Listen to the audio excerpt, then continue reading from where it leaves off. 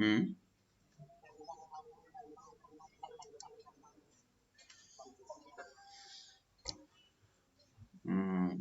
उससे रिलेटेड अगर पूछना है तो संडे दिन फिक्स कर देते हैं, किसी दिन उस दिन सब लोग डिस्कस कर लेते हैं।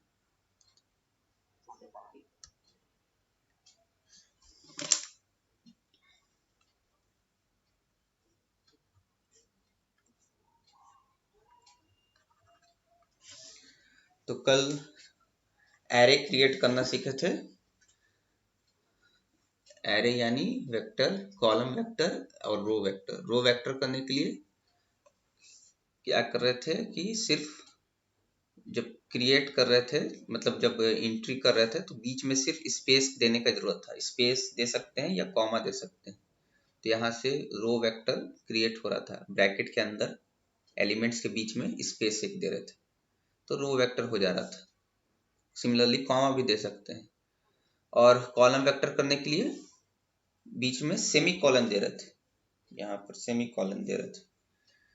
तो सेमी कॉलन देने के लिए पहले ये ओपन करते हैं ब्रैकेट, उसके बाद नंबर पुट करते हैं, हर नंबर के बाद में सेमी कॉलन देते हैं और फिर ब्रैकेट क्लोज कर देते हैं और फिर प्रेस इंटर करते हैं, तो कॉलम वेक्टर मिल जाता है। और ये देखे थे कि किसी भी वेक्टर को क्रिएट करना है, तो मान लो कि वेक्टर्स का जो इंट्रीज है वो सेम लेंथ पर है, मतलब स्पेस जो है सेम है। तो मान लो कि फॉर एग्जांपल 1 से 100 तक नंबर टाइप करना है तुमको, एक एरे बनाना है जिसमें 1 से 100 तक का नंबर हो। तो कैसे 1 2 3 4 5 ऐसे ऐसे करते करते 100 तक प्रेस करना पड़ेगा, इतना करेंगे नहीं करेंगे, इतना डायरेक्ट लिखेंगे 1:100। तो ये क्या हो जाएगा, 1 से 100 तक का जितने भी नंबर्स हैं, space one automatic by default space one होता है, तो इसलिए यहाँ पर वन लिखने का बीच में जरूरत नहीं। यहाँ पर टू स्पेस था इसलिए टू लिखे थे, अदरवाइज वन बाय डिफॉल्ट ले लेता है। अगर नहीं लिखेंगे, इसको हटा देंगे तो वन ही ले लेगा। तो इतना लिख देंगे तो एक एरे क्रिएट हो जाएगा 1 से 100 तक। तो कितना काम जो है कितना आसान हो गया। 1 2 3 4 करके 100 तक टाइप करते, या 1000 तक टाइप करना पड़ता है तो मुश्किल होता है। 1000 के लिए करने पर एक जीरो और बढ़ा देंगे, तो 1 से 1000 कर देंगे, बीच में कॉलन दे देंगे, तो पूरा एरे क्रिएट हो जाएगा 1 से 1000 तक का। सिमिलरली यहाँ पर एग्जाम्पल भी देखे थे कि 1984 से लेके 1996 तक जाना था, और बीच में स्पेस चाहिए था दो, मतलब 84 के बाद 85 नहीं जाना था, जंप करना था सेकंड स्टेप पर, मतलब 86 फिर 88 फिर 90, इस तरह से। तो बीच में स्पेस 2 कर दिए, तो हम ये एक एरे क्रिएट हो गया। फिर ये हो गया था। फिर ये देखे थे कि लाइन स्पेस की मदद से भी एरे को क्रिएट किया जा सकता है। कैसे, यहाँ पर हम क्या करते हैं, लिखते हैं एक command line space, bracket open करते हैं और अंदर में देते हैं फर्स्ट टर्म, जो भी एरे का फर्स्ट टर्म है। जैसे कि 1 to 100 करना है मान लो, तो टोटल तो कैसे करेंगे, लिखेंगे x is equal to line space, first entry कितना है 1, लास्ट एंट्री कितना है 100, और टोटल नंबर ऑफ टर्म्स कितने आएंगे 1 से 100 तक में 100। तो ये लिख देंगे और इंटर दाबेंगे तो 1 से 100 पूरा आ जाएगा। तो ये भी एक तरीका है करने का, एरे क्रिएट करने का। तो यहाँ पर ये कमांड यूज करते हैं, फर्स्ट टर्म पता होना चाहिए, लास्ट टर्म पता होना चाहिए, और मान लो स्पेस नहीं पता है हमको, लेकिन पता है कि टोटल नंबर ऑफ एलिमेंट्स कितने हैं, तो एन का वैल्यू, जैसे कि यहाँ पर फर्स्ट जो है ये 0 है, लास्ट जो है 8 है, और टोटल नंबर ऑफ टर्म्स जो है 6 होंगे। तो डायरेक्ट हम यहाँ पर इंटर करेंगे, प्रेस इंटर ये कमांड देने के बाद, तो ये वैल्यू आ जाएगा। ये सब देखे थे, लास्ट में यही किए थे। और कल का जो डाउट था वो एक्चुअली डाउट नहीं था, वो हम लोग देखने में गलती कर रहे थे, वो सही आ रहा था। जैसे कि कल कर रहे थे 1984 1.5 1996 ये कर रहे थे और इंटर प्रेस कर रहे थे। हमको देखना है कि 1984 से 1996 तक जाना है, और स्पेस कितना होना चाहिए 1.5 का। इंटर प्रेस करते हैं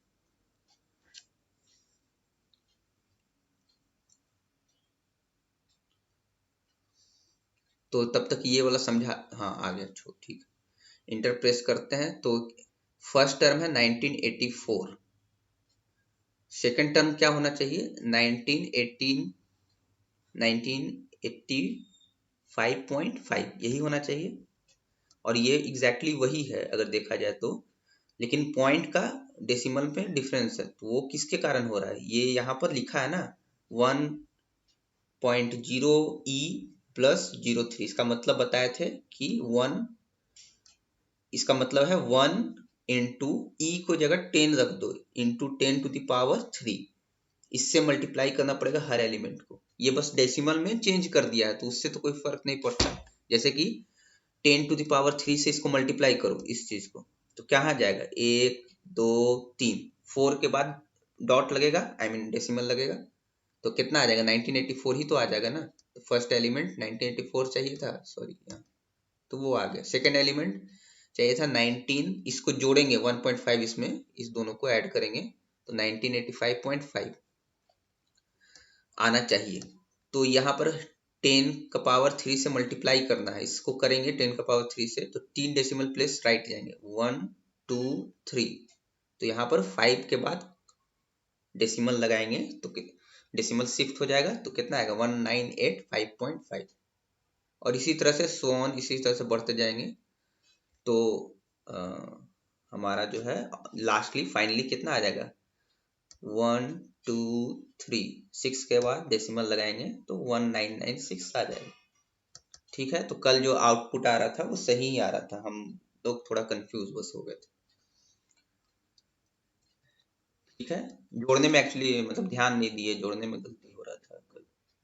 ये तो हम समझ गए थे कि 10 डेसिमल प्लेस में चेंज कर रहा है, बट यहाँ पर कैलकुलेशन मिस्टेक। समझ में आ गया सबको? तो यहाँ पर दे सकते हैं, कोई दिक्कत नहीं है इससे। यहाँ पर 0.5 भी दे सकते हैं। यहाँ पर जैसे हम तुम लोग से पहले जब हम सोच रहे थे तो कल तक तो यहाँ तक यही थे, आज बस ये करके देखे तो देखे कि अरे आउटपुट तो सही आ रहा है देखो 2.2 दे दिए हैं तो ऐड हो जाएगा 2.2 इसमें, तो कितना होगा 1986.2। तो यहाँ पर भी वही है, डेसिमल प्लेस 3 शिफ्ट करो 1 2 3, तो 6 के बाद पॉइंट डेसिमल लगेगा तो फिर वापस से वही आ जाएगा, और इसी तरह से ऐड करते जाएंगे। बस डेसिमल को यूनिफॉर्म बनाने के लिए यहाँ पर 10⁻3 कर दिया, इससे कोई दिक्कत नहीं। तो कल जो कर रहे थे वो सही था, वही हम सोच रहे थे क्यों गलत हो रहा है, मतलब होना तो चाहिए, हम ही लोग कैलकुलेट ठीक से नहीं कर रहे थे। ठीक है, आज मैट्रिक्स के बारे में देखेंगे, क्रिएटिंग 2 डायमेंशनल एरे। सेक्शन 2.1 कल किए थे, 2.2 क्रिएटिंग ए 2 डायमेंशनल एरे, जिसको हम लोग बोलते हैं मैट्रिक्स। और मैट्रिक्स का ही फर्स्ट 3 लेटर लिया गया है मैटलैब में, mat.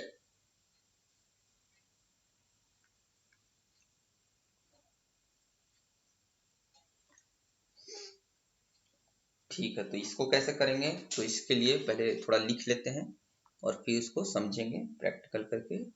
A matrix is created by assigning elements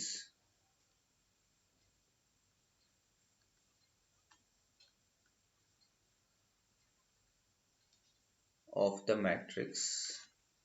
जो भी मैट्रिक्स लिखना है उसका एंट्री हमको टाइप करना पड़ेगा to a variable. Matrix type करने के लिए क्या करना पड़ेगा, कोई ना कोई वेरिएबल का नाम देना चाहिए। जैसे लिखते हैं ना हम लोग, क्या लिखते हैं, A is equal to something 2x3 matrix या 2x2 मैट्रिक्स, जो भी लिखते हैं ऐसे, मान लो 1 0 0 1 ये मैट्रिक्स लिखे, तो यही मेरा वेरिएबल है और ये सब इंट्रीज है मैट्रिक्स के। तो यही बोला है कि मैट्रिक्स को क्रिएट किया जा सकता है कैसे, वेरिएबल को, ये वेरिएबल को एलिमेंट्स, इस वेरिएबल लिखेंगे और उसको असाइन करेंगे कुछ इसके अंदर, एलिमेंट्स को टाइप करेंगे ब्रैकेट के अंदर। कैसे करेंगे यही सीखना है। दिस इज डन बाय ये कैसे कर सकते हैं? Typing, this is done by typing the elements. Elements मतलब एंट्रीज, इसमें कंफ्यूज होने का बात नहीं है जब भी एलिमेंट्स लिख रहे हैं। एलिमेंट्स क्या करेंगे? मैट्रिक्स का एलिमेंट्स टाइप करेंगे, तो मैट्रिक्स के एलिमेंट्स में क्या रहेगा? रो रहेगा, कॉलम्स रहेगा, तो रो बाय रो करके एंट्रीज को हम टाइप करेंगे इसमें। तो रो को हमको ऑलरेडी क्रिएट करने आ गया है, पता है कि रो कैसे क्रिएट करते हैं। तो एक रो क्रिएट करेंगे, फिर दूसरा रो क्रिएट करेंगे, फिर तीसरा रो क्रिएट करेंगे, ऐसे ऐसे करते करते मैट्रिक्स बन जाएगा ना। जैसे यहाँ पर 2x2 है, तो फर्स्ट रो क्रिएट किए, फिर सेकंड रो क्रिएट किए, 2x2 मैट्रिक्स बन जाएगा। लेकिन ये अब ये क्रिएट कैसे होगा? मतलब 1 0 तो क्रिएट कर देंगे, इसके बाद नेक्स्ट लाइन चेंज करना पड़ेगा, फिर 0 1 करना पड़ेगा, ये कैसे करेंगे? तो इसके बारे में देखेंगे, लेकिन इसको कंप्लीट कर लेते हैं। Row by row inside square brackets, square bracket के लिखेंगे, एक स्क्वायर ब्रैकेट ओपन करेंगे, फिर यहाँ पर एक रो लिखेंगे, फिर दूसरा रो लिखेंगे, तीसरा रो लिखेंगे एंड सो ऑन। लेकिन बीच में हमको क्या करना? लाइन चेंज करना है। तो आइदर हम लोग इंटर प्रेस करेंगे या सेमी कॉलन देंगे। सेमी कॉलन देने से कल देखे थे, जब कॉलम क्रिएट कर रहे थे तो सेमी कॉलन का यूज कर रहे थे, तो उससे क्या हो जा रहा था? यहाँ पर सेमी कॉलन देने से लाइन चेंज हो जा रहा था, नहीं 1984 के बाद 86 आ जा रहा था।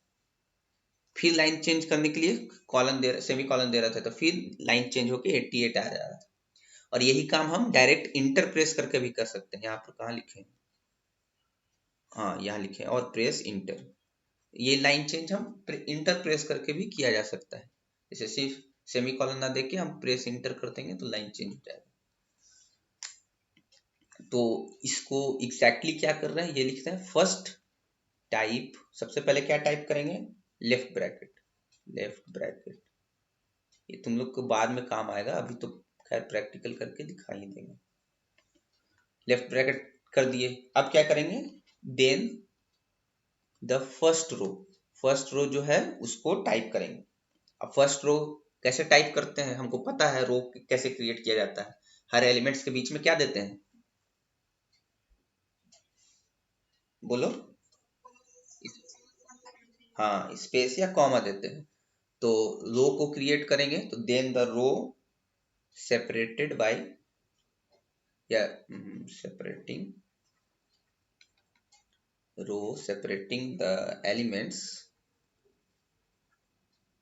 विथ स्पेस और कॉमा।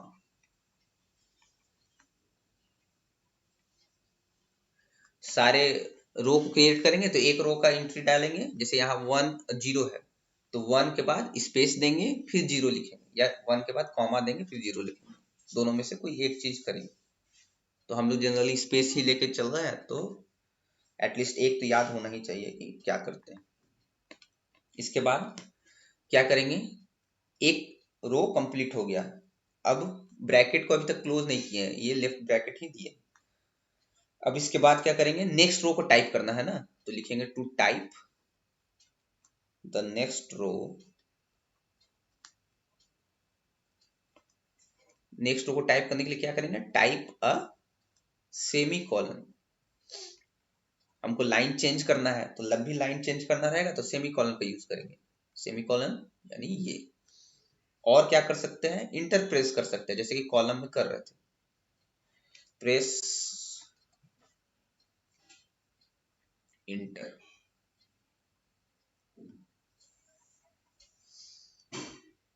तो यहां से क्या होगा? लाइन मेरा चेंज हो जाएगा, और नहीं तो सेमी कॉलन भी रहने देंगे तो उससे भी हो जाएगा।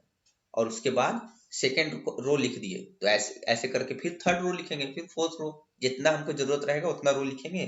जब लास्ट रो लिख देंगे तो क्या करेंगे? ब्रैकेट को क्लोज कर देंगे। ओपन किए थे तो राइट ब्रैकेट दे देंगे। फिर उसके बाद type right bracket this at the end of last row. Last row जब कंप्लीट हो जाएगा तो वहां पर ब्रैकेट को क्लोज कर देंगे। तो इसका सिंटेक्स पहले लिख लेते हैं डेमोन्स्ट्रेट करने से पहले। क्या होगा, वेरिएबल अंडरस्कोर नेम, वेरिएबल का नेम कुछ भी देंगे, X Y Z A B C, कुछ भी जैसे भी मैट्रिक्स को हम करना चाहते हैं। इसके बाद ब्रैकेट ओपन करेंगे, लिखेंगे फर्स्ट रो हमको क्रिएट करने अब आ गया है तो फर्स्ट रो लिख सकते हैं, फर्स्ट रो के एलिमेंट्स को लिख देंगे। इसके बाद सेमी कॉलन दे देंगे, सेकेंड रो के एलिमेंट्स को लिखेंगे। इसके बाद फिर सेमी कॉलन देंगे और ऐसे ऐसे करते करते लास्ट रो तक लिखेंगे, लास्ट रो एलिमेंट्स। इसको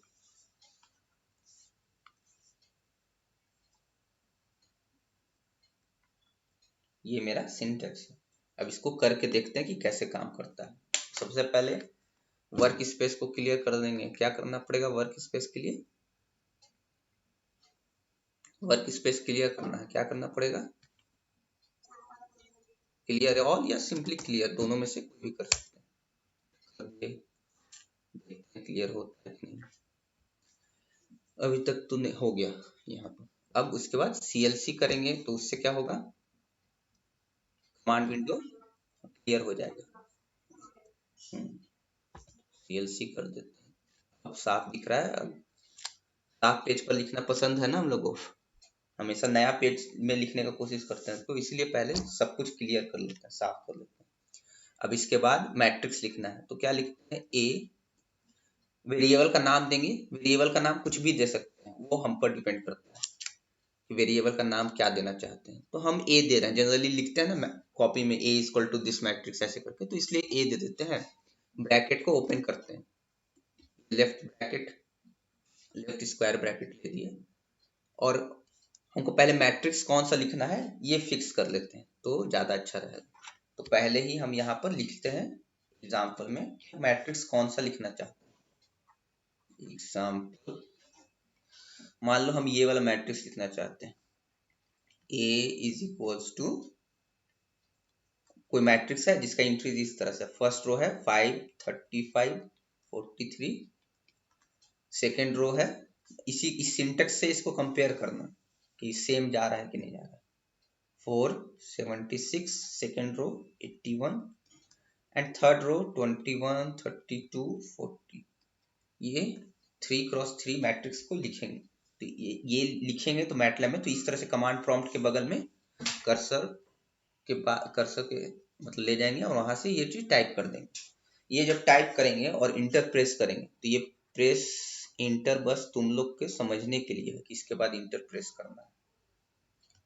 इसके बाद इंटर प्रेस करेंगे तो आउटपुट क्या आएगा, ए इज इक्वल्स टू आएगा ऐसे 5 35 43, यहाँ तक आया, सेमी कॉलम दे दिया, मतलब लाइन इसको चेंज करना है, 4 76 81, फिर सेमी कॉलम, मतलब लाइन चेंज करना है, थर्ड रो जाना है 32 40, ये मेरा कंप्लीट हो जाएगा। तो इस तरह से मैट्रिक्स को लिखेंगे। ये एक एग्जांपल हुआ। सिमिलरली यहाँ पर सेमी कॉलन ना देके इसी चीज को हम एक दूसरा एग्जांपल लेते हैं, एग्जांपल 1 कर देते हैं, एग्जांपल 2 कर देते हैं। दूसरा एग्जांपल लेते हैं जहां पर हम दूसरा मैट्रिक्स लिख रहे हैं और यहाँ पर सेमी कॉलन ना देके हम इस इंटर प्रेस करेंगे लाइन चेंज करने के लिए, जो कॉलम में करते थे, दो चीज करते थे कॉलम में। तो बी एक नया वेरिएबल डिफाइन किए और इसको डिफाइन किया इस तरह से 7 2 76 33 8, ये फर्स्ट रो का एंट्री लिख दिए, कोई मैट्रिक्स है उसका फर्स्ट रो का एंट्री लिख दिए। इसके बाद हम सेमी कॉलन नहीं देना चाहते हैं, हम दोनों डेमोन्स्ट्रेट करना चाहते हैं कि इंटर से भी वही काम हो रहा है और सेमी कॉलन से भी वही काम हो रहा है। तो इंटर प्रेस करेंगे, यहाँ पर जब आएंगे तो करेंगे प्रेस इंटर। जब इंटर प्रेस करेंगे तो मेरा कर्सर उठ के आ जाएगा यहाँ पर से स्टार्ट हो जाएगा, आ जाएगा 198। एक स्टेप थोड़ा आगे आ जाता है इसलिए ऐसे लिख रहा है, चाहेंगे तो समझने के लिए 7 के नीचे 1, 2 के नीचे 98 ऐसे भी लिख सकते हैं, बट मैटलैब में एग्जैक्टली ऐसा ही दिखेगा, जब अभी देखेंगे तो तब क्लियर हो जाएगा। 6 और फिर यहाँ पर फिर से प्रेस इंटर करेंगे, यही काम फिर से यहाँ करेंगे, तो फिर से सेकंड लाइन में आ जाएंगे 5, 54, 68, 9 एंड 0 और यहाँ पर ब्रैकेट क्लोज कर देंगे। ये तो हम मैट्रिक्स का इनपुट दिए। अब इसके बाद क्या करेंगे, इनपुट देने के बाद प्रेस इंटर करेंगे, क्योंकि अभी तक मैट्रिक्स क्रिएट नहीं हुआ, अभी तो बस हम इनपुट डालें। करेंगे प्रेस इंटर, तो आउटपुट क्या आएगा, b इज इक्वल टू नीचे में 7, 2, 76, 33, 8, 1, 98, 6, 2, 5, 6, 5, 54, 68, 9, 0। ये हमारा जो एरे है वो क्रिएट हो जाएगा, 2 डायमेंशनल एरे। अब इसको डेमोन्स्ट्रेट करके देखते हैं यहाँ पर। तो सबसे पहले मैट्रिक्स 5 ऊपर वाला मैट्रिक्स करते हैं, a equal to 5 space, first row क्या है, फर्स्ट रो है 5, 35, 43, लिखेंगे 5, उसके बाद स्पेस देंगे, लिखेंगे 35, फिर स्पेस देंगे, फिर 43, इसके बाद सेमी कॉलन, क्योंकि हमको सेकेंड रो लिखना है इसलिए सेमी कॉलन देंगे। अब सेकेंड रो में क्या एलिमेंट है, 4, 76 और 81, तो 4 लिखेंगे, स्पेस देना पड़ेगा रो में क्रिएट करने के लिए, 4, 76, 81, फिर सेमी कॉलन और थर्ड रो लिखेंगे 21 स्पेस 32 स्पेस 40, और यहाँ तक जब हो जाएगा तो ब्रैकेट को कर देंगे। इसके बाद क्या करेंगे, इंटर प्रेस करेंगे, क्योंकि अभी तक देखो वर्क स्पेस खाली है, मतलब अभी तक क्रिएट नहीं हुआ है, ये तो बस हम इनपुट डाले हैं, लेकिन प्रोग्राम एक्सिक्यूट करने के लिए हमको इंटर प्रेस करना पड़ेगा। तो इंटर प्रेस करते हैं, कर दिए प्रेस इंटर, अब देखो आउटपुट आएगा, और यहाँ पर देख सकते हो कि वर्क स्पेस में अब शो करने लगा वेरिएबल। कल लिखे थे ना कि वर्क स्पेस में वेरिएबल शो करता है, वेरिएबल से स्टोर कर लेता है वर्क स्पेस में, और यहाँ पर जब हम कर रहे हैं तो लिख रहा है 3x3 डबल, मतलब 3x3 मैट्रिक्स को लिख रहा है, इसके एंट्रीज को भी स्टोर कर लिया देखो। और जो आउटपुट आया वो हमारे एक्सपेक्टेशन के हिसाब से ही आया, जैसा हम चाह रहे थे, 3x3 जैसा हम लोग लिखे थे कॉपी में। भी सेम काम हम करते हैं b is equals to second matrix के लिए, लेकिन वहां पर सेमी कॉलन नहीं देंगे, वहां पर देंगे लाइन चेंज करने के लिए इंटर प्रेस करेंगे। तो फर्स्ट रो जो था वो था 7, 2, 76, 33 एंड 8, लिखेंगे 7 स्पेस 2 स्पेस 76 स्पेस 33 स्पेस 8, ये एक रो क्रिएट हो गया। अब हम इंटर प्रेस करेंगे लाइन चेंज करने के लिए, क्योंकि हम नहीं चाहते सेमी कॉलन नहीं यूज करना चाहते, तो लाइन के लिए इंटर प्रेस किए तो कर्सर आ गया यहाँ। अब सेकेंड रो लिखो, सेकेंड रो है 1 space 98 space 6 space 25 space 6, second row create हो गया। फिर इंटर प्रेस करेंगे थर्ड रो के लिए, तो आ गए यहाँ। अब लिखेंगे 5, 54, 68, 9 एंड 0। ये मैट्रिक्स मेरा इनपुट, जो जितना इनपुट चाहिए था हमको उतना इनपुट दे दिए, 3x5 का मैट्रिक्स बन गया। ब्रैकेट क्लोज करना पड़ेगा क्योंकि अभी तक किए नहीं है, कर दिए क्लोज। जैसे ही क्लोज किए अब हमको प्रोग्राम को एग्जीक्यूट करना होगा, एग्जीक्यूट करने के लिए इंटर प्रेस करेंगे, तो इंटर प्रेस करेंगे तो मैट्रिक्स आना चाहिए बिल्कुल इसी टाइप का जैसे कि यहाँ पर आया है। करते हैं, देखते हैं कितना आता है। ये आ गया मैट्रिक्स, तो यही एक्सपेक्ट कर रहे थे हम लोग कि आएगा।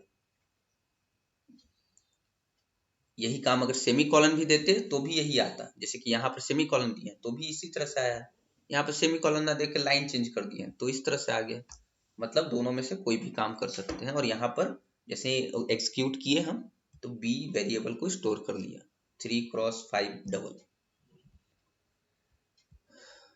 ठीक है, तो इस तरह से हम क्रिएट किया कर सकते हैं मैट्रिक्स को।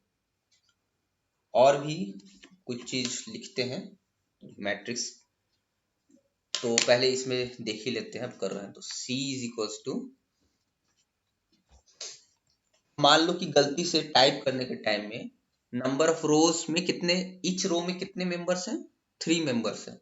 मान लो किसी एक रो में हम गलती से रख दिए 4 मेंबर, तो क्या एग्जीक्यूट होगा ये चेक करना चाहते हैं। ये बस कॉपी करते हैं, c is equal to this. और यहाँ पर फर्स्ट रो में 3 एलिमेंट है, सेकंड रो में 3 एलिमेंट है, एंड थर्ड में भी 3 एलिमेंट है। फर्स्ट रो में हम एक एलिमेंट बढ़ा देते हैं, स्पेस एक और दे दिए और यहाँ पर 1 लिख देते हैं। तो पहले रो में कितने मेंबर्स हो गए, मतलब कितने कंपोनेंट्स हो गए, 4 कंपोनेंट्स। सेकंड में थर्ड है एंड थर्ड में भी थर्ड है। अब इंटर प्रेस करते हैं और देखते हैं क्या आएगा, क्या आना चाहिए। इसको अब समझ में नहीं आएगा कि क्या हो रहा है, क्योंकि एक में तो 4 दे दिए हो, दूसरे में 3 दे दिए हो। फिर तो इस तरह से तो कोई मैट्रिक्स, ऐसा मैट्रिक्स पढ़े हो कि जिसका फर्स्ट रो में 4 मेंबर हो, सेकंड रो में 3 हो और थर्ड रो में 3 हो? पढ़े हो आज तक? नहीं पढ़े हैं। तो देखते हैं इंटर करके क्या होता है। इंटर प्रेस कर दिए हैं, अब ये आउटपुट देगा।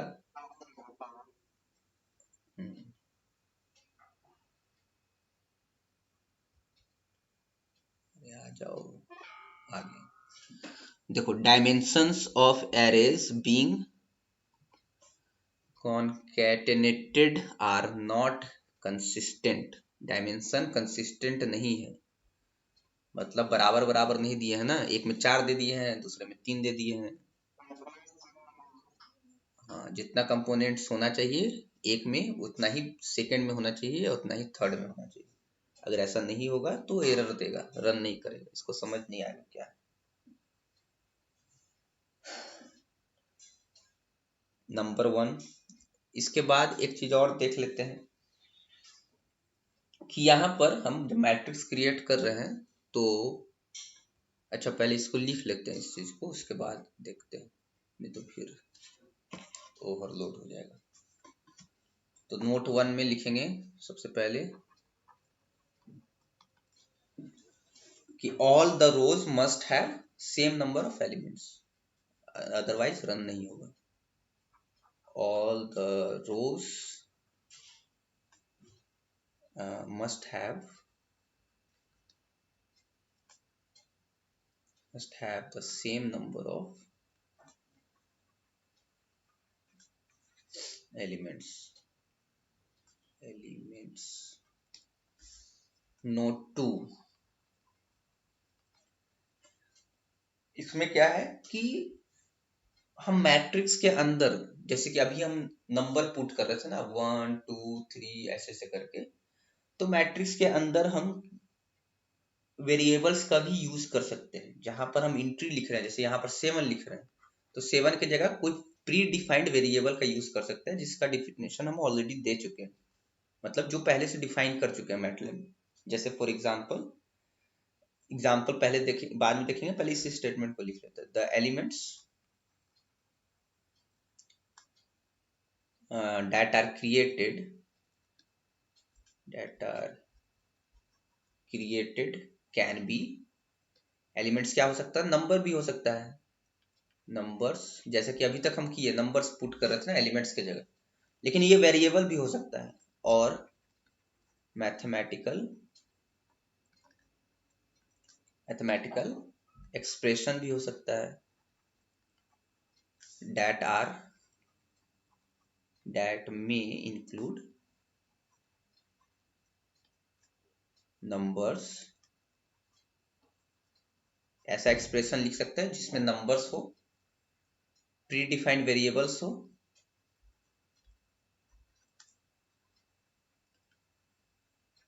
एंड फंक्शंस हो। इस तरह से हम इनपुट दे सकते हैं। कैसे, ये देखेंगे एग्जांपल के तौर पर। अभी देखते हैं कि मान लो मैटलैब स्टार्ट किए, कमांड प्रॉम्प्ट यहाँ कर्सर दिए यहाँ पर, तो x हम एक वेरिएबल डिफाइन किए जिसका वैल्यू 2 है, मान लेते हैं एग्जांपल के तौर पर।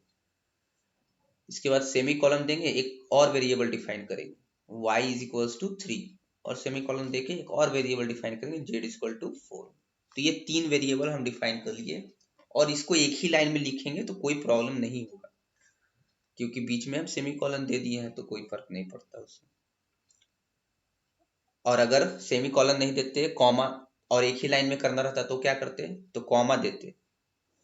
लेकिन कॉमा देने से क्या होगा कि जब इंटर प्रेस करेंगे तो आउटपुट में शो करेगा कि x का वैल्यू 2, x का वैल्यू, y का वैल्यू 3 एंड z का वैल्यू 4। तो वो हम नहीं चाहते हैं कि शो करे, बेकार का लंबा होगा। ये तो दिख ही रहा है कि x का वैल्यू 2 है, तो वो शो करने का क्या जरूरत है। तो इसलिए रिजल्ट को हम शो नहीं करना चाहते हैं, इसीलिए सेमीकोलन दे दिए हैं तीनों जगह। तो यहाँ पर सेमीकोलन जब दिए हैं तो कॉमा देने का जरूरत नहीं है, ये कर दिए। अब इसके बाद एक मैट्रिक्स डिफाइन किए जिसका नाम देते हैं एम मैट देते हैं, एम मैट्रिक्स से मैट। और यहाँ पर हम पहले तो नंबर पुट कर रहे थे, अब यहाँ पर वेरिएबल्स को डिफाइन किए, तो यहाँ पर जो इनपुट डालेंगे वो वेरिएबल्स डालेंगे। तो पहला एंट्री है x, दूसरा एंट्री है x इंटू वाई, तीसरा एंट्री है cos पाई बाई 3। इसके बाद फर्स्ट रो कंप्लीट हो गया। सेकंड रो के लिए सेमी कॉलन देना पड़ेगा या इंटर प्रेस करना पड़ेगा, तो सेमी कॉलन ही देते हैं। कोई एक काम कर देते हैं, square root Z into Z by X, second exponential of Y, and third is 2। ये देखो यहाँ पर क्या क्या चीज है, प्री डिफाइंड वेरिएबल्स बोल रहा है। तो प्री डिफाइंड वेरिएबल्स कौन कौन सा है, ये है प्री डिफाइंड वेरिएबल। ये क्या है, एक एक्सप्रेशन है जिसमें दो प्री डिफाइंड वेरिएबल्स को ऑपरेट कर रहे हैं किसी ऑपरेशन से। ऑपरेशन यहाँ मल्टीप्लीकेशन, ये भी एक मैथमेटिकल एक्सप्रेशन है। यहाँ पर लिखे ना मैथमेटिकल एक्सप्रेशन हो सकता है, नंबर्स भी हो सकता है, तो यहाँ पर नंबर्स लिखे हैं। और फंक्शंस भी हो सकता है, जैसे कि कॉस, स्क्वायर रूट, एक्सपोनेंशियल, ये सब फंक्शन है जो बिल्ट इन फंक्शन से उसका यूज किए। और ये क्या है, ये y है, एक्सपोनेंशियल y। तो इसके बाद हम प्रेस इंटर करेंगे तो आउटपुट क्या आएगा। तो मैटलैब इसको कैलकुलेट करेगा, x के जगह पर दे देगा 2, लिखेगा मैट इज इक्वल टू, इसको नेक्स्ट पेज कर देते हैं, मैट इज इक्वल टू, सबसे पहला रो जो लिखेगा वो लिखेगा 2, x के जगह 2, और यहाँ पर 2x इंटू वाई यानी 2 इंटू 3 कितना आएगा 6, cos पाई बाई 3 कितना होता है 1/2 ना, 0.5। फिर square root of Z, Z into Z, Z into Z यानी 16 डिवाइडेड बाई एक्स, एक्स कितना है 2 है यानी 8। स्क्वायर रूट ऑफ 8 कितना होगा 2√2 यानी √2 यानी 1.414। मतलब हम लोग यहाँ तो मतलब बाय डिफॉल्ट जो है फॉर्मेट शॉर्ट में दिया हुआ है, तो और इसको मल्टीप्लाई करेंगे 2 से यानी 2.818। यहाँ पर क्या होगा एक्सपोनेंशियल ऑफ, हाँ एक्सपोनेंशियल ऑफ y, इसका वैल्यू तो हम नहीं निकाल सकते अभी फिलहाल, मतलब 2.718 होता है, तो इसका पावर 3। तो ये क्यूबिक अभी कर नहीं सकते हैं, तो इसको हम मैटलैब पर ही देखेंगे कि वैल्यू कितना आता है। तो इसको अनफिल्ड अभी रहने देते हैं। एंड यहाँ पर 2 है, तो ये एरे 2 डायमेंशनल एरे क्रिएट हो जाएगा। ऐसे भी कर सकते हैं, जरूरी नहीं कि हमेशा नंबर्स ही देंगे, प्रीडिफाइंड वेरिएबल्स दे सकते हैं, कोई मैथमेटिकल एक्सप्रेशन दे सकते हैं जिसमें फंक्शंस का यूज हो, बिल्ट इन फंक्शंस का। तो ये चीज करके देखते हैं ये एक्चुअल वर्क करता है कि नहीं। तो सबसे पहले क्लियर करते जाते हैं CLC, और अब x डिफाइन करते हैं, x variable is equal to 2 semicolon, y is equal to 3 semicolon, z is equal to 4। ये 3 वेरिएबल्स डिफाइन किया, सेमीकोलन दे दिए। और अब हम प्रेस करेंगे इंटर, तो एक्सिक्यूट तो होगा प्रोग्राम बट डिस्प्ले नहीं होगा। एक्सिक्यूट होगा कैसे पता चलेगा, वर्क स्पेस से पता चलेगा। यहाँ पर देखना एक्स वाई जेड का वैल्यू आ जाएगा वर्क स्पेस में। इंटर प्रेस कर, आ गया एक्स वाई जेड का वैल्यूज आ गया, मतलब ये प्रोग्राम एक्सिक्यूट हो गया जो कमांड हम दिए हैं। लेकिन यहाँ पर सेमीकोलन के कारण डिस्प्ले नहीं हो रहा है एक्स का वैल्यू, वाई का वैल्यू एंड जेड का वैल्यू। ठीक है, अब फिर से कमांड प्रॉम्प्ट आ गया, यहाँ पर कर्सर है, एक मैट्रिक्स जिसका नाम हम मैट दे रहे हैं, इसको लिखते हैं। कैसे लिखते हैं, वेरिएबल का नाम देते हैं, इक्वल टू देते हैं, और लेफ्ट स्क्वायर ब्रैकेट को ओपन करते हैं, और फर्स्ट रो लिखते हैं। तो फर्स्ट रो क्या था हमारा, जिसका फर्स्ट कंपोनेंट था x, सेकंड कंपोनेंट के लिए स्पेस देना पड़ेगा सबसे पहले, स्पेस x इंटू वाई यानी x into Y, third component cos pi by default pi को पाई लेता है, बाई मतलब पाई जो है बिल्ट इन है, एक तरह से समझो। पाई बाई 3 था ना, तो पाई बाई 3 ये फर्स्ट रो का एलिमेंट है। सेकेंड रो लिखने के लिए हमको सेमीकोलन देना पड़ेगा। लिखेंगे स्क्वायर रूट, स्क्वायर रूट भी बिल्ट इन फंक्शन है, हम देख चुके हैं। स्क्वायर रूट कितना, जेड इंटू जेड, लिखेंगे जेड, जेड का स्क्वायर लिखना रहेगा तो ऐसे लिख सकते हैं, दिक्कत नहीं। लेकिन अभी तक ये नहीं देखे हैं तो यही लिखते हैं, Z into Z divided by x, first component.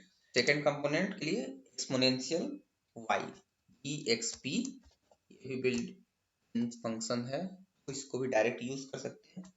Last में कितना लिखे थे, 2, तो यहाँ पर लास्ट इंट्री 2 और ब्रैकेट कर देंगे क्लोज। और अब हम इसको एक्सक्यूट करने के लिए इंटर प्रेस करेंगे, तो प्रेस करते हैं तो देखते हैं क्या आता है। इंटर प्रेस की है, कैलकुलेट हुआ और ये वैल्यू आ गया 26.5, 2.828, एक डिजिट एक्स्ट्रा दे रहा है, 4 डिजिट चूंकि बाय डिफॉल्ट फॉर्मेट सॉर्ट किया हुआ है। ये 2 है और ये है मेरा 20.0855, और जो कि देख सकते हैं कि यहाँ पर सेम ही आ रहा है। तो यहाँ पर हम फिल कर देते हैं वैल्यू 20.0855 था शायद, 085, तो ये आ गया। तो इस तरह से मैट्रिक्स जब लिख रहे हैं 2 डायमेंशनल एरे में, तो जरूरी नहीं है कि नंबर ही दे, हम कोई प्री डिफाइंड वेरिएबल्स भी दे सकते हैं। लेकिन अगर डिफाइन नहीं करेंगे एक्स वाई जेड को और इसको डायरेक्ट इसको रन करेंगे तो एरर आएगा, क्योंकि एक्स वाई जेड तो उसको पता ही नहीं है क्या है। ये वाला रन हो जाएगा, मतलब रन इन द सेंस कि ये तो उसको पता है क्या होगा, स्क्वायर रूट भी पता है क्या होगा, लेकिन जेड क्या है, एक्स क्या है, वाई क्या है, ये पता नहीं है, तो एरर दे देगा।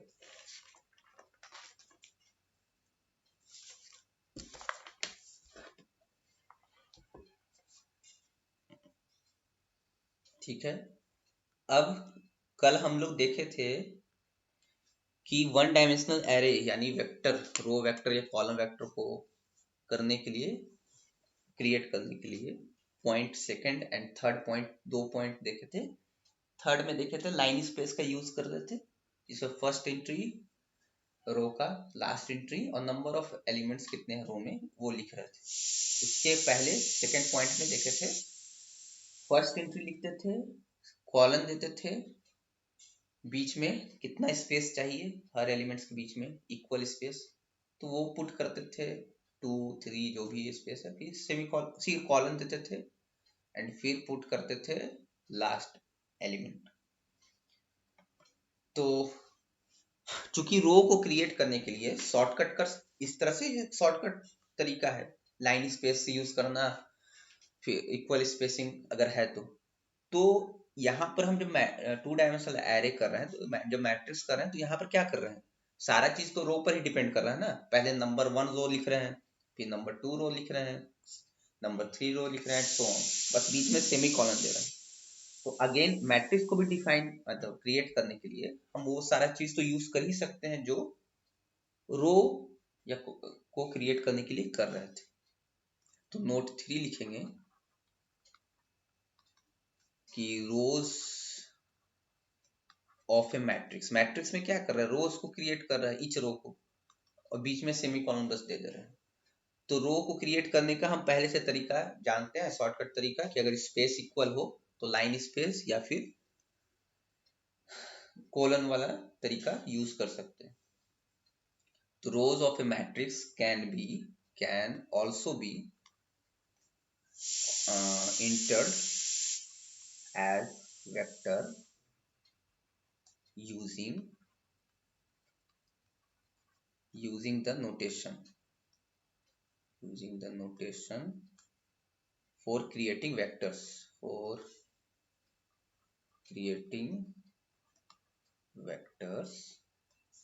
with constant spacing।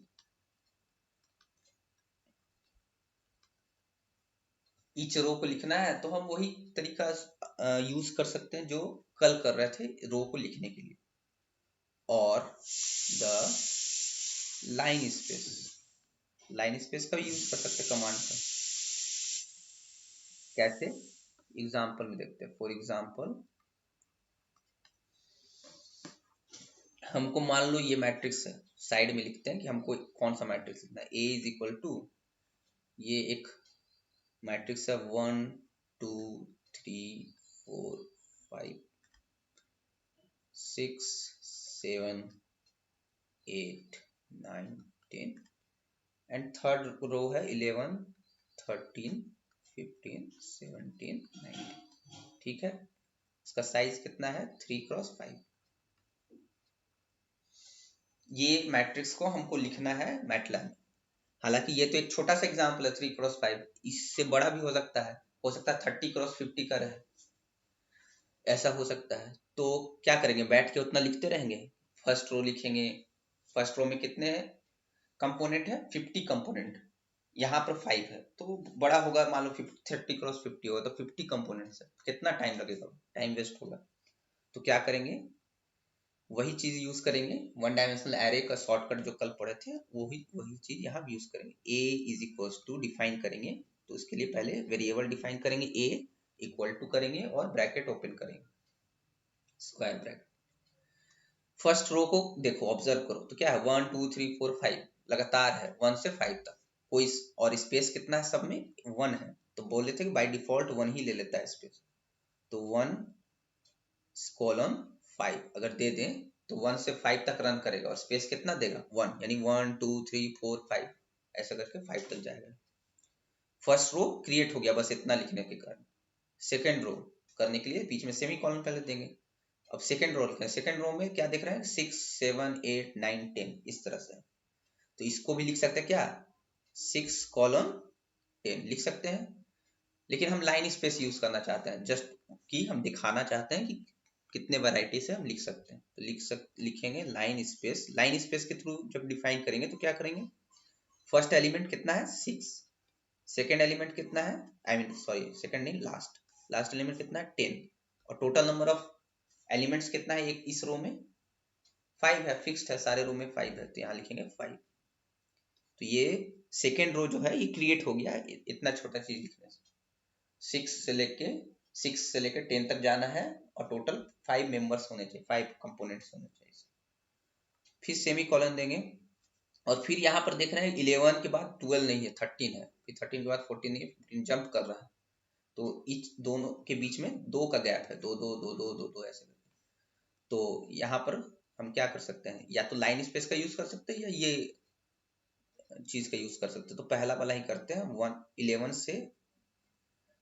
11 से कितना स्पेस तक लेना है 2 स्पेस लेना है, और कहां तक जाना है 19 तक ये। और अब करेंगे प्रेस इंटर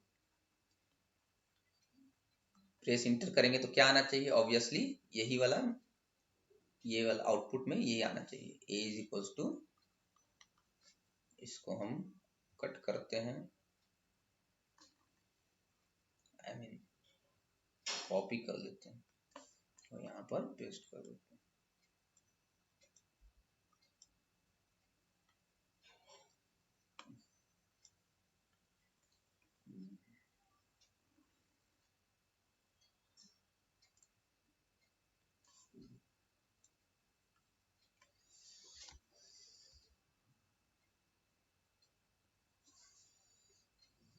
और ए तो ऑलरेडी हम लिख दिए थे, तो ये सबको मिटा देते हैं, और आउटपुट में ब्रैकेट आएगा नहीं, ये भी नहीं आएगा, जो आएगा वही लिखेंगे। प्रेस इंटर करेंगे तो ये आ जाएगा। ठीक है, एकदम इजी है। बस यहाँ क्या कर रहे हैं, ईच रो को क्रिएट कर रहे हैं विद द हेल्प ऑफ जो शॉर्टकट कल पढ़े थे उसके हेल्प से, नोटेशंस एंड लाइन स्पेस के हेल्प से ये करके देखते हैं यहाँ।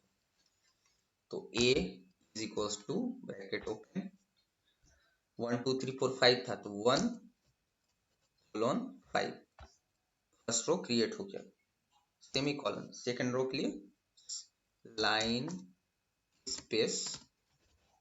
फर्स्ट पहला एंट्री क्या है 6 है, लास्ट एंट्री क्या है 10 है, और टोटल नंबर ऑफ एंट्रीज कितने हैं 5 है। सेमी, हाँ बोलो।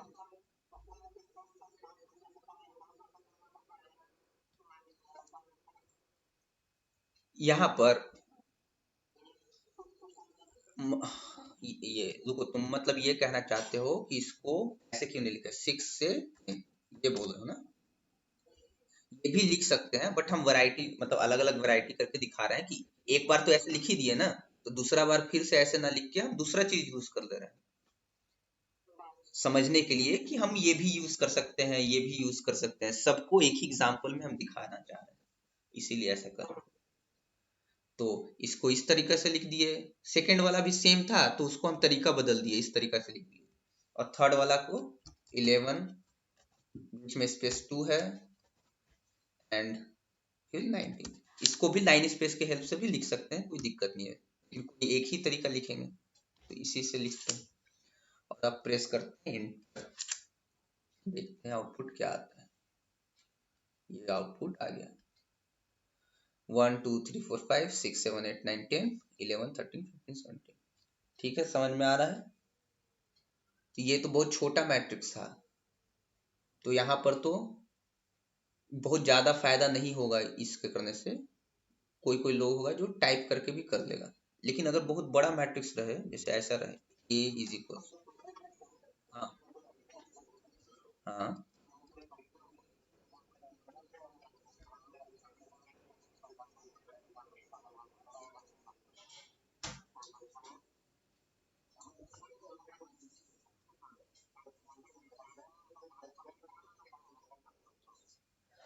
नहीं ऐसा जरूरी नहीं है, मतलब वो तो एक्सेल में भी हो जाता है, वर्ड में भी मैट्रिक्स हम बना सकते हैं।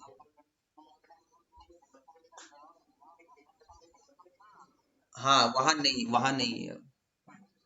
हाँ वहाँ कुछ उसका अपना होगा, मे बी अगर होगा तो, बट इतना ज्यादा फैसिलिटीज नहीं है वो सब जगह।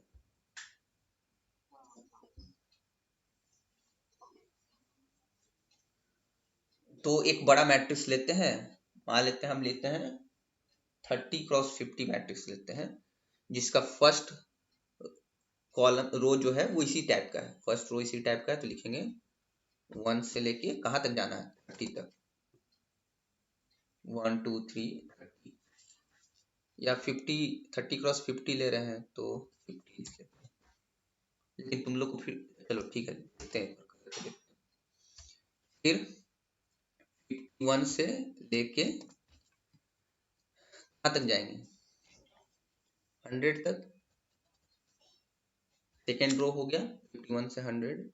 इस तरह से हम मतलब इसी को बस देखते हैं, छोटा ही देखते हैं। अब देखो इसको लिखते तो 1 से 50, ये कितना, इस मैट्रिक्स का साइज कितना है, तो पहला रो में 1 से 50 तक जा रहे हैं, फिर सेकेंड रो में 51 से 100 तक जा रहे हैं, टोटल नंबर ऑफ रोज कितना है, 2 है, and total number of columns है 50, यानी 2 × 50 का मैट्रिक्स है। अगर इसको ऐसे कितना जल्दी लिख लिए ये, लेकिन अगर यही टाइप करना रहता तो बैठ के टाइप करते रहते, 1 2 3 4 5, बहुत देर होता। और इसको प्रेस एंटर करेंगे तो देखते हैं क्या आता है, देखो आ गया। कितने कॉलम्स हैं, टोटल 50 कॉलम्स हैं। तो ये कैसे आ रहा है, क्योंकि इतना बड़ा मैट्रिक्स को एक साथ तो ये दिखा नहीं सकता है ना, जब छोटा था तो देखो दिखा रहा था, एक एक साथ दिखा दे रहा था ऐसे, लेकिन अब 50 कॉलम्स है तो 50 कॉलम्स बेचारा कैसे दिखाएगा इतना छोटा स्पेस में। तो हाँ, तो पहले क्या कर रहा है, कॉलम्स 1 थ्रू 16, माने फर्स्ट में 1 से 16 कॉलम्स तक तुमको दिखा रहा है, सेकंड में कॉलम 17 से 32, मैंने रो तो 2 है लेकिन कॉलम्स तो कम ही, चूंकि बहुत ज्यादा हम कर दिए हैं तो कॉलम कम कर दिया, कॉलम 16 तक दिखा रहा है, फिर 32 टू तक, 17 से 32, एंड फिर 33 से 38, और सॉरी 48, एंड 48 के बाद कितना बचा, दो ही कॉलम्स बचा, तो 49 और 50 को यहाँ दिखा रहा है। तो ये फर्स्ट कॉलम है, ये वाला 1 से 151, ये सेकंड कॉलम है, ये थर्ड कॉलम है 3/53 एंड सो ऑन, इस तरह से। तो इतना बड़ा मैट्रिक्स को हम टाइप थोड़ी करेंगे, अगर स्पेस सेम रहेगा तो हम इन सारे कमांड्स का यूज कर लेंगे जो यहाँ पर हम किए। इस सब का यही फायदा है, टाइम मेरा कितना बच गया, इतना बड़ा मैट्रिक्स को डायरेक्ट हम टाइप कर दिए। ठीक है, इसके बाद आगे चलते हैं। तो ये हो गया 2 डायमेंशनल एरे को कैसे क्रिएट किया जाता है, इसके बारे में सारा बेसिक पढ़ लिया हम लोग। अब कुछ स्पेशल कमांड्स हैं मैट्रिसेस में जिसको हम लोग पढ़ेंगे। नंबर 1 कमांड्स हैं जीरोस एम कॉमा एन। ये कमांड जब लिखते हैं zeros M comma N, M और एन क्या है, कोई मतलब पॉजिटिव इंटीजर है, तो यहाँ पर कोई नंबर लिखेंगे, एम की जगह 5, एन की जगह 3, ऐसा करके कुछ भी लिखेंगे। तो ये क्या देता है, जीरोस जब लिखेंगे तो मान लो कि तुमको एक जीरो मैट्रिक्स लिखना है, कितना का, 10 क्रॉस 10 का जीरो मैट्रिक्स लिखना है। तो कैसे लिखोगे, कॉपी में लिखते हो तो कैसे लिखते हो, 0 0 0 ऐसे ऐसे करते, जीरो ऐसे ऐसे करते करते फिर सारा रो लिखना पड़ेगा, 0 0 0 0 0 ऐसे करके। लेकिन मैटलैब में ये फैसिलिटी है कि हमको लिखना रहेगा तो सिंपली लिखेंगे जीरोस ब्रैकेट, ये स्मॉल ब्रैकेट 10, एम के जगह पर 10 लिखेंगे और एन के जगह पर भी 10 लिखेंगे क्योंकि number of rose column same है, और प्रेस इंटर कर देंगे तो ऑटोमेटिक जनरेट हो जाएगा जीरो मैट्रिक्स। कितना साइज का, 10 क्रॉस 10। तो ये कितना जल्दी हो गया। अब इतना सारा लिखते तो मान लो 50 रहता है यहाँ पर, तो तब कैसे लिखते, इतना सारा बहुत टाइम लग जाता। तो उसके लिए यहाँ पर बस जीरोस 50 लिख देंगे तो जनरेट हो जाएगा मेरा एक मैट्रिक्स जिसका साइज 50 क्रॉस 50 होगा और ईच इंक्रीज जो है 0 होगा। तो इसका डेफिनेशन लिख लेते हैं। इस जीरोस एम क्रॉस एन ये क्या एग्जीक्यूट करता है, creates a matrix with M rows, इसको मिटा देते हैं थोड़ा देर क्योंकि नीचे में एग्जांपल हम देखेंगे करके, with M rows and N columns. एक ऐसा मैट्रिक्स जनरेट करेगा जिसमें एम रोज होगा और एन नंबर ऑफ कॉलम्स होगा, और इसका खासियत क्या होगा, विथ या फिर इन विच ऐसे लिखते हैं, विथ एम रोज है, in which all elements are zero,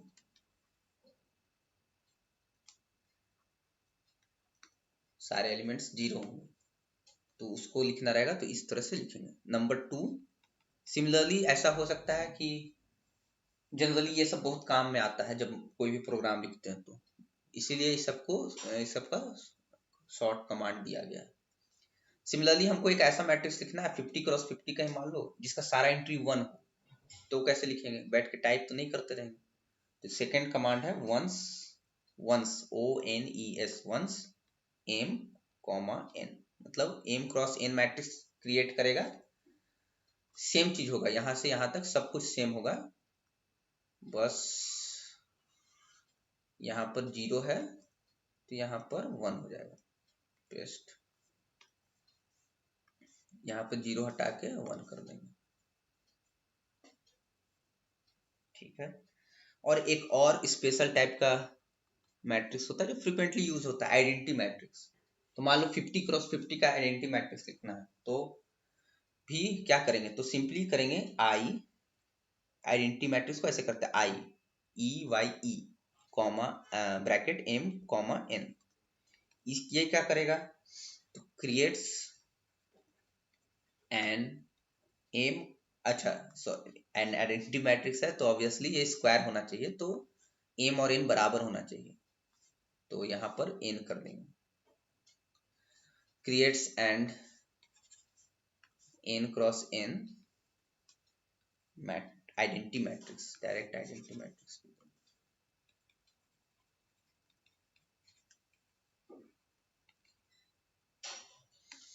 ये 3 स्पेशल टाइप के मैट्रिक्सेस हैं जो फ्रिक्वेंटली यूज होता है, और ये सब इस शॉर्टकट कमांड से यूज होता है। इसको डेमोन्स्ट्रेट मतलब करके देखते हैं।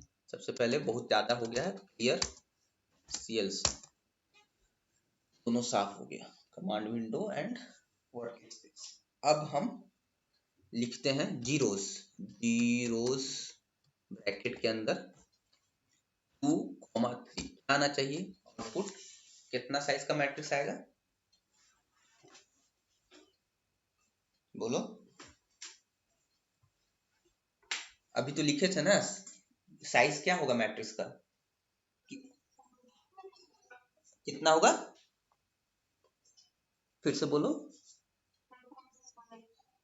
2x3। और जीरो चूंकि लिखे हैं तो सारा एंट्रीज क्या होना चाहिए? जीरो होना चाहिए। तो प्रेस करते हैं इंटर और देखते हैं। देखो 2x3 का मैट्रिक्स मिला, 2 रोज एंड 3 कॉलम्स और सारे एंट्रीज जीरो। सिमिलरली वंस 3,5, यहाँ पर क्या होगा, क्या मिलेगा बताओ?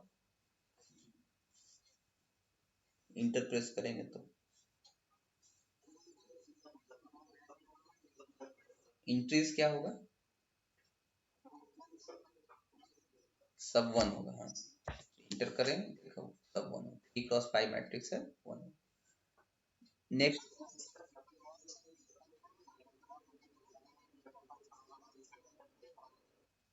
क्या? सिर्फ डायगोनल एंट्रीज चाहिए।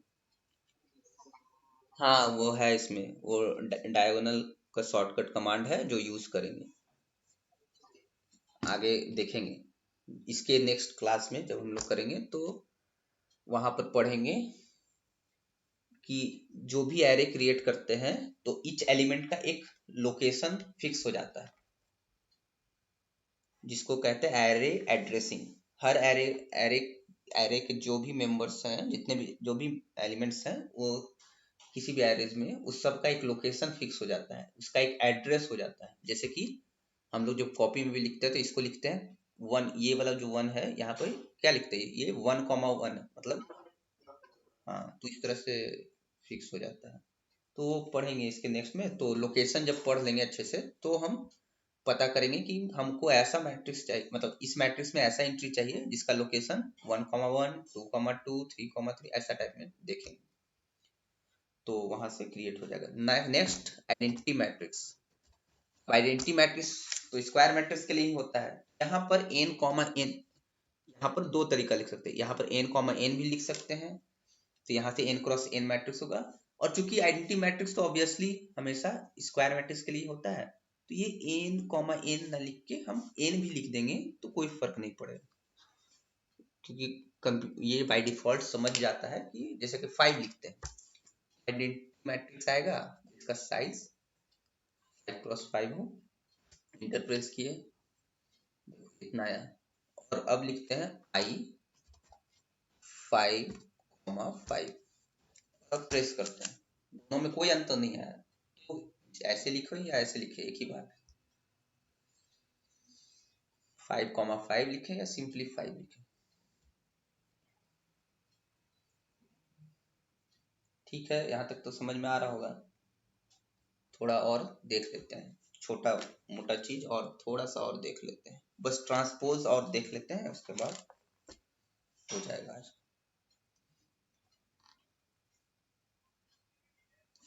तो ये 3 इंपॉर्टेंट कमांड है।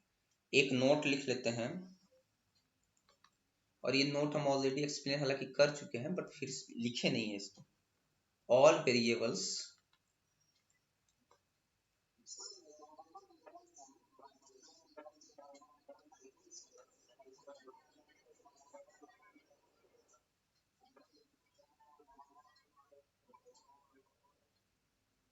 नहीं ठीक, तो आइडेंटिटी मैट्रिक्स ऐसा ही होता है ना, और कैसा होता है?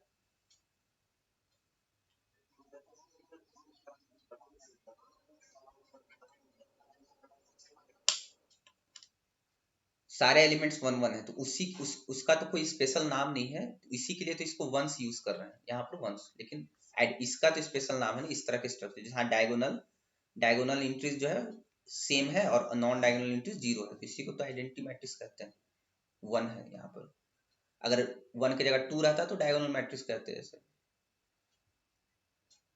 मतलब क्या बोल रहे हो, शायद हम समझे नहीं।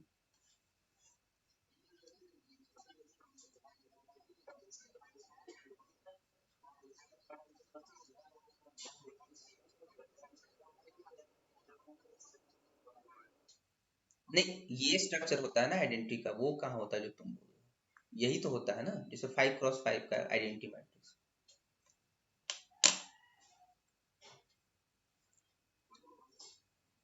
क्या बोलना चाह रहे हो, मतलब हम समझ नहीं पा रहे हैं शायद। कोई समझ पा रहा है तो बताओ थोड़ा।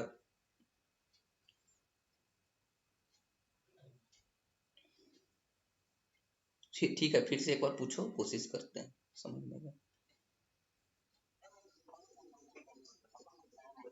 ठीक।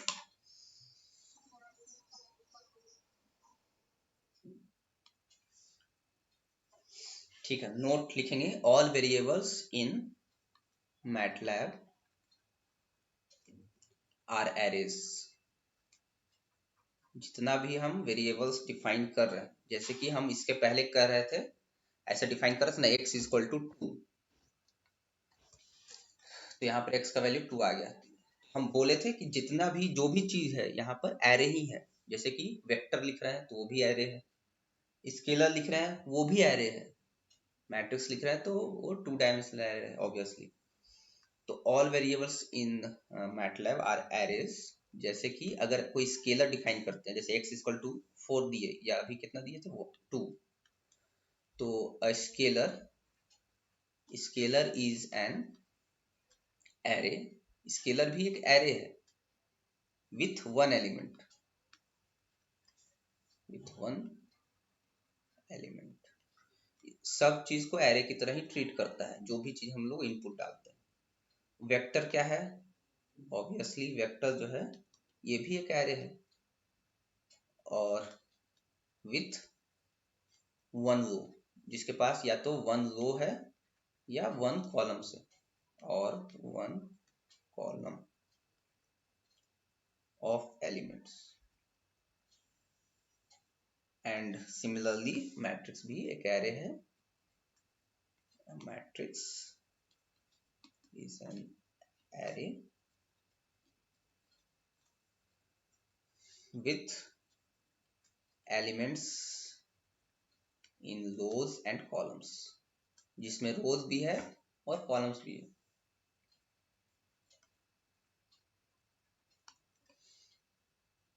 ठीक है, तो ये बेसिक था, मतलब ये तो ऑलरेडी हम लोग जानते हैं, बस लिख लिए हैं। नेक्स्ट है the transpose operator.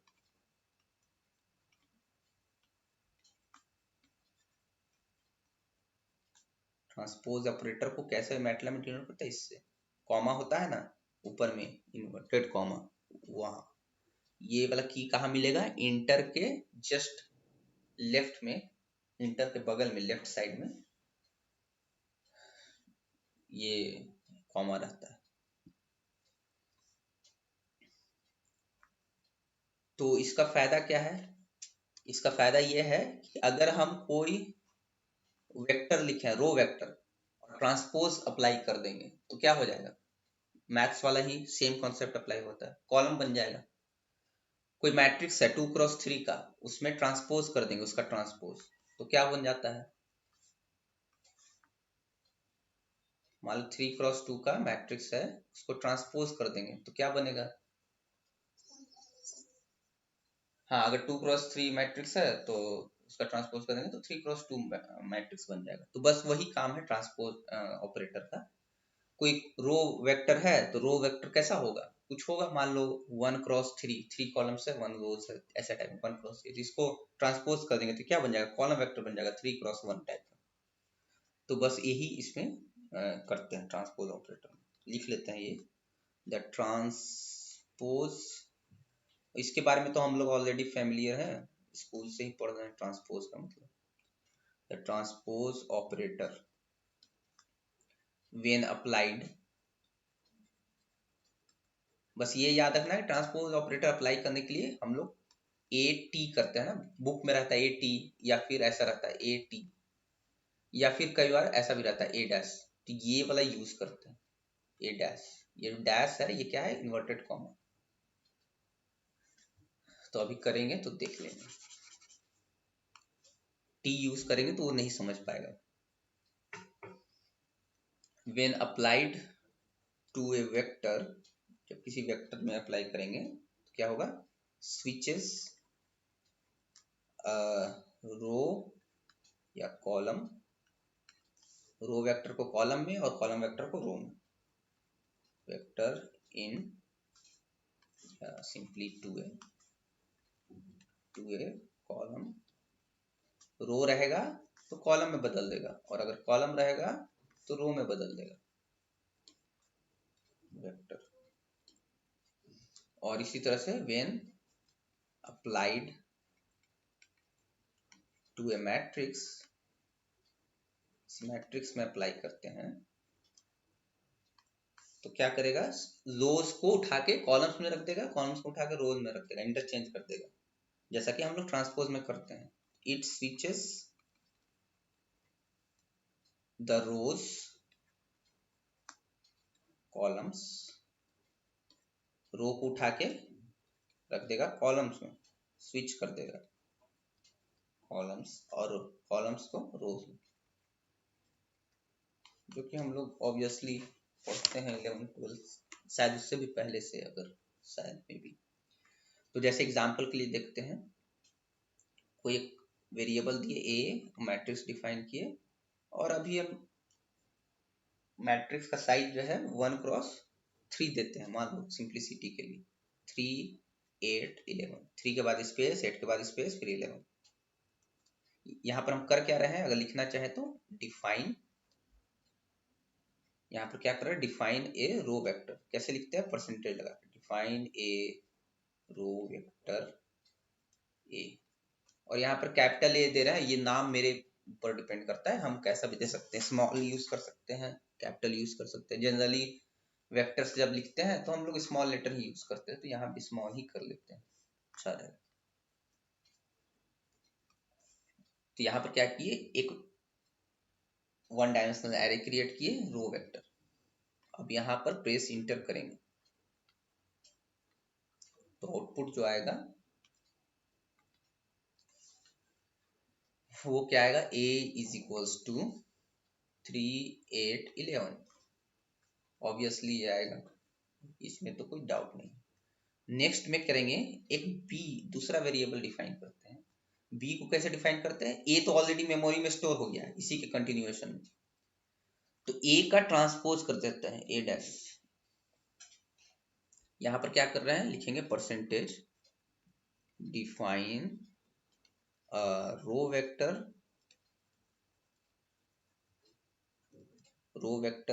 b define कर रहे हैं एक row vector as the transpose of row, हटा देते row word, simply define a vector b as the transpose of a। b को डिफाइन कर रहे हैं a का ट्रांसपोज, तो अब यहां पर प्रेस इंटर करेंगे, प्रेस इंटर, तो क्या आएगा output, b is equals to, a कितना है, एक रो वेक्टर है, तो क्या कर देगा, कॉलम वेक्टर में चेंज कर देगा, तो ये आएगा 3, 8, 11।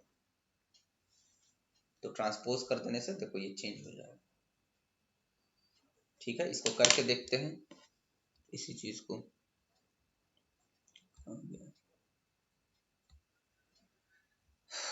Clear CLC a is equals to, row vector create करना तो ब्रैकेट ओपन करना पड़ेगा, इंक्रीज लिखना पड़ेगा 3 स्पेस 8 स्पेस 11।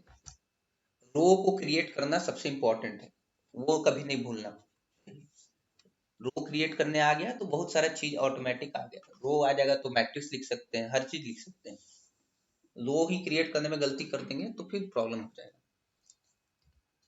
प्रेस करेंगे इंटर, तो आउटपुट जैसा कि एक्सपेक्टेशन था, कॉपी में लिखे थे वैसे ही आया। Next b is equal to a dash, ये इंटर के बगल वाला लेफ्ट में जो स्विच है उस करने पर ये आ जाता है a डैश। ये करेंगे तो क्या करेगा, a b एक ऐसा मैट्रिक्स जनरेट करेगा जो a का ट्रांसपोज हो। a का ट्रांसपोज मतलब a है 1x3 का साइज का, तो a ट्रांसपोज कितना होगा, 3x1 का। इंटर करते हैं, देखते हैं क्या आता है। अरे क्या हो गया, रुको, कुछ मेरे से दूसरा, गलती से दूसरा ये हो गया। इंटर करते हैं, देखो ये आ गया। यहाँ पर कुछ और भी मेरे से प्रेस हो गया था, इसलिए ऐसा इधर आ गया, दूसरा स्विच प्रेस हो गया था बटन, तो ये इतना आ जाएगा। कि ऑब्वियस है। अब तुम लोग थोड़ा ऑब्जर्व करके देखो, इसमें यहाँ पर ये चीज नहीं बताए, यहाँ दिखाते हैं। वर्क स्पेस पर ऑब्जर्व करना, ये आ जा, ये देखो थोड़ा छोटा है बट मैनेज करो। यह देखो ए कैसा है, 3 के बाद कॉमा है, 8 है, फिर कॉमा है, 11 है, दिख रहा है थोड़ा जोर देने पर? ठीक है। बी देखो, बी में क्या है, 3 के बाद क्या है, सेमी कॉलन। ये क्या है, 3x1 है, और ये क्या है, 1x3। तो ऑब्वियसली हम लोग जब लिखते भी हैं, जब यहाँ पर, तो वैसा ही लिखते हैं ना। जब हमको ये लिखना रहेगा 381, तो क्या लिखते हैं, लिखते हैं ब्रैकेट 3 सेमीकोलन 8 सेमीकोलन 11, यही लिखते हैं, और फिर ब्रैकेट क्लोज करते हैं। तो यही चीज यहाँ लिखा हुआ है। और जब रो वेक्टर, इससे क्या होता है, क्रिएट होता है कॉलम वेक्टर। और जब रो वेक्टर करते हैं तो क्या करते हैं, रो वेक्टर के लिए बताए थे कि बीच में स्पेस देते हैं या कॉमा देते हैं। तो यहाँ पर स्पेस, यहाँ पर जो बाय डिफॉल्ट है वर्क स्पेस में, वो कॉमा यूज करता है, तो देख रहे हैं कि कॉमा यूज किया है। ठीक है, अब ये तो वेक्टर हो गया। इसी तरह से एक मैट्रिक्स जल्दी से देख लेते हैं करके। C is equals to, bracket open किए, अभी क्लोज नहीं करते, ब्रैकेट ओपन किए और फर्स्ट रो का इंट्री लिख दिया 2, अपने से कुछ भी ले लिया रैंडमली, 2 55 14 8, फर्स्ट रो कंप्लीट हो गया। टोटल नंबर ऑफ कॉलम्स कितना लेना है, 1 2 3 4, 4 कॉलम्स लेना। देन 21 5 32 या 23 जो भी है लिखते हैं 23। एक मिनट रुको, ये हैंग हो गया है, रुक गया। ओके, ये इसको हटाओ। 23 21 5 23 एंड 11, ये फिर से 4 एंट्रीज हो गया, सेमी कॉलन 41 64 66 9 एंड 1, ये एंट्री दे दी और प्रेस कर दिए इंटर, तो आ गया मेरा मैट्रिक्स सी। अभी आया नहीं है, आएगा।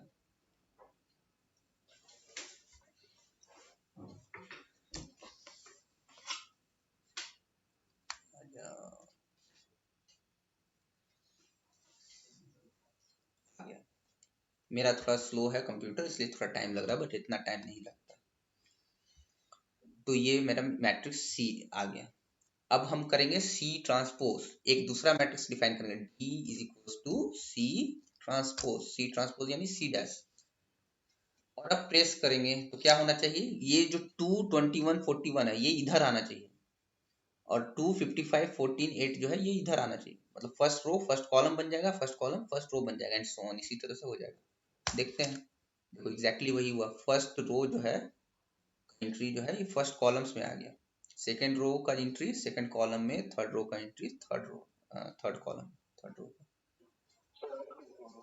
नहीं हो गया, बस यही लास्ट। ठीक है, तो हम लोग ट्रांसपोज भी सीख गए,